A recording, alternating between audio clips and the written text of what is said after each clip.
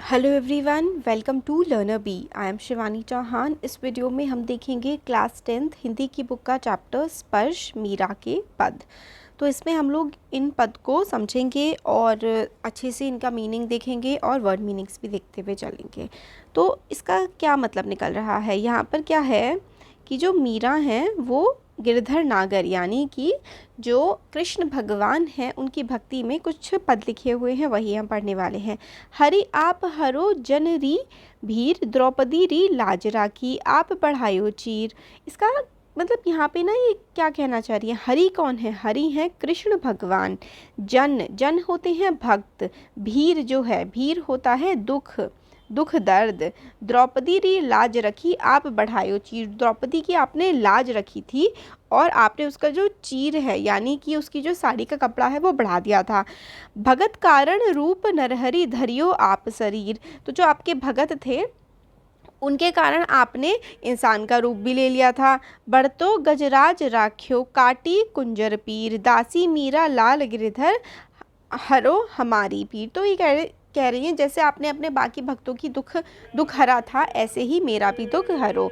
तो इसमें कवित्री कहती हैं, मीरा जो है कवित्री, वो भगवान श्री कृष्ण से कहती हैं कि आपने अपने भक्तों के सभी प्रकार के दुखों को हरने वाले हो। मतलब आपने अपने भक्तों के सारे दुखों को दूर किया है, दुखों का नाश किया है। मीरा जो है वो अलग अलग उदाहरण देते हुए कहती हैं कि जिस तरीके से आपने द्रौपदी की इज्जत को बचाया था और साड़ी के कपड़े को बढ़ाते ही चले गए थे, जिस तरह आपने अपने भक्त प्रहलाद को बचाने के लिए नरसिंह का, मतलब वो नर भी थे, इंसान भी थे, और जो सिंह यानी कि शेर का, आधे इंसान और आधे शेर का शरीर आपने धारण किया था। और जिस तरह आपने हाथियों के राजा गजराज होते हैं हाथियों के राजा, भगवान इंद्र के वाहक एरावत, आपने एरावत को भी मगरमच्छ के चंगुल से बचाया था। हे कृष्ण, उसी तरह आप इस दासी अर्थात भक्त के जो है, भक्त कौन? मीरा मतलब अपने लिए कहती हैं कि मेरे भी सारे दुख हर लो और उन दुखों का नाश कर दो। तो यहाँ तक हमने देख लिया था। चीर होता है साड़ी का कपड़ा, नरहरि मतलब नरसिंह अवतार जो होता है श्री कृष्ण का, और शरीर यानी कि हमारी बॉडी, शरीर हो गया। कुंजर जो है ना, ये जो कुंजर शब्द है इसका मतलब होता है हाथी, और काटी का मतलब होता है मारना, मार दिया था। और लाल गिरिधर कौन होते हैं? श्री कृष्ण। तो हमने इसका मीनिंग देख लिया कि श्री कृष्ण से मीरा कहती हैं कि जिस तरीके से आपने द्रौपदी की लाज रखी थी, उसका साड़ी का जो है कपड़ा बढ़ा दिया था, जिस तरीके से आपने अपने भक्त प्रहलाद को बचाया था नरसिंह अवतार लेकर के, जिस तरीके से आपने जो गजराज थे यानी कि हाथियों के राजा इरावत को बचाया था मगरमच्छ के चंगुल से, इसी तरीके से आप अपनी इस भक्त मीरा का भी दुख हर लो। तो ये हो गया फर्स्ट वाला। अब ये देखते हैं जो इसका नेक्स्ट है। इसमें हमें क्या बताया जाता है? श्याम मारे चाकर राखो जी, गिरधारी लाल्हा म्याने चाकर रखो जी। चाकर का मतलब क्या होता है? नौकर यानी कि सर्वेंट। तो ये अब कह रही हैं मीरा श्री कृष्ण से कि श्याम मेरे, आप मुझे कुछ नहीं तो आप मुझे अपने वहाँ नौकर ही रख लो।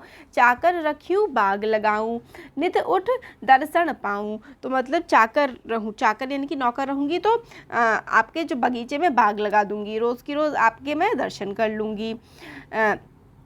बिंद रावण री कूंज गली में गोविंद लीला गयाऊँ। मतलब जो वृंदावन की गलियों में आपका मैं बखान करूँगी। गोविंद भी श्री कृष्ण का नाम है, गोविंद आपकी लीला गाऊंगी।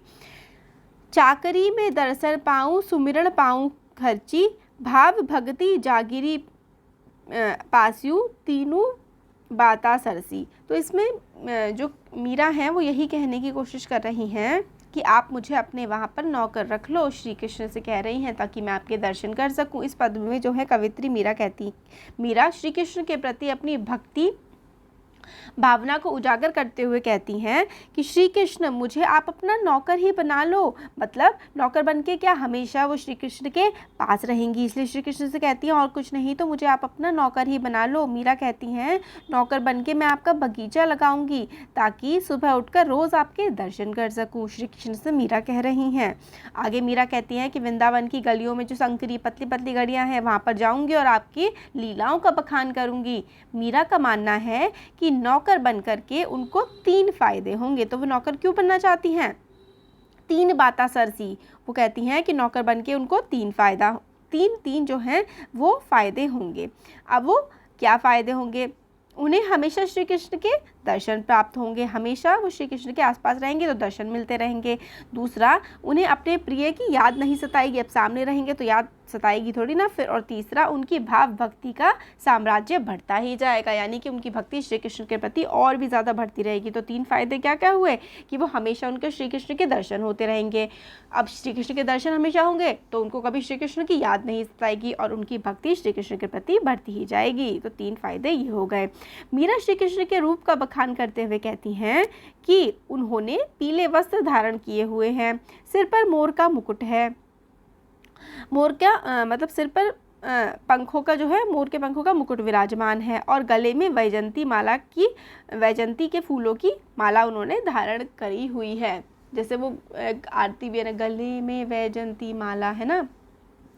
तो वृंदावन में गायें चराते हुए जब वह मोहन मुरली बजाता है तो सबका मोह लेता है। तो आपने शायद कृष्ण के बारे में सीरियल वगैरह में देखे होंगे कि वो गाय चराते हैं और मुरली जब बजाते हैं तो सबको बड़ी अच्छी लगती है। मीरा कहती हैं कि मैं बगीचे के बीच ही ऊंचे ऊंचे महल बनाऊंगी और कुसुम्बी साड़ी पहनकर अपने प्रिय के दर्शन करूंगी, अर्थात श्री कृष्ण के दर्शन के लिए साज श्रृंगार करूंगी। फिर कहती हैं सज धज के अपने श्री कृष्ण के मैं दर्शन करूंगी।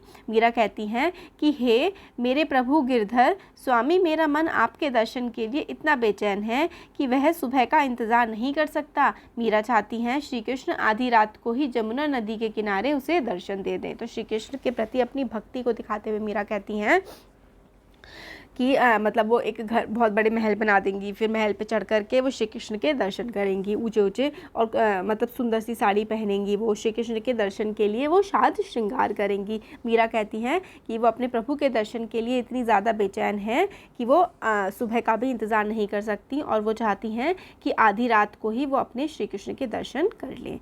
तो ये देखिए, ये जो चैप्टर है इसमें सिर्फ इतने ही 2 ही पद हमें यहाँ पे देखने को मिलते हैं और ये हमने देख लिए हैं। तो कैसा लगा वीडियो बताइएगा। अच्छा लगा तो लाइक करिए, चैनल को सब्सक्राइब करिए और अपने फ्रेंड्स के साथ भी इसको ज़रूर से शेयर करिए। Thank you.